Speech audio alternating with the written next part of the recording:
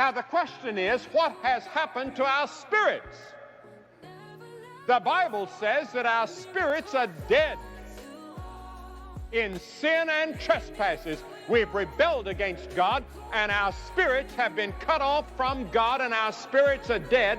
And the reason Jesus Christ came and died on the cross was to reconcile us to God. Sin has separated my spirit from God.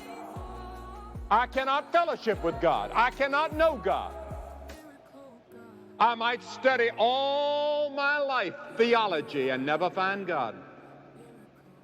I might study philosophy all my life and never find God. I may be the most brilliant scientist in the world and never find God.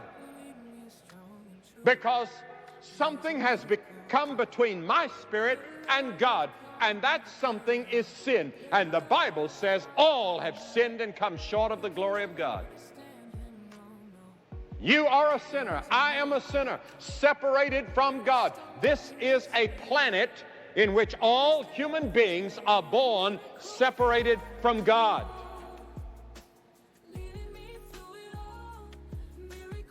You can be physically alive, soulishly alive, but spiritually dead. The Bible says, she that liveth in pleasure is dead while she lives. There's a country western song this year that has an older cowboy singing to a younger one. That's what needed is faster horses, younger women, older whiskey, and more money. And that's what the world is. Alive, but dead. Faster horses, alive, but dead. Very much like the man Jesus told about, who was a rich man. And he said, soul, take thine ease, drink and be merry. You've got many years. Build bigger barns. And God called him a fool, and God killed him that night. And God said, thou fool. Many of you think that you have years and years and years and years. And you don't know that at this very moment, there is appointed a day that you are to meet God. And it may be this week.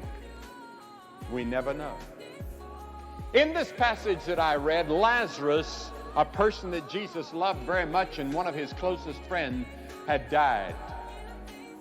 And I watched the other night on television a replay of that magnificent picture of George Stevens, The Greatest Story Ever Told.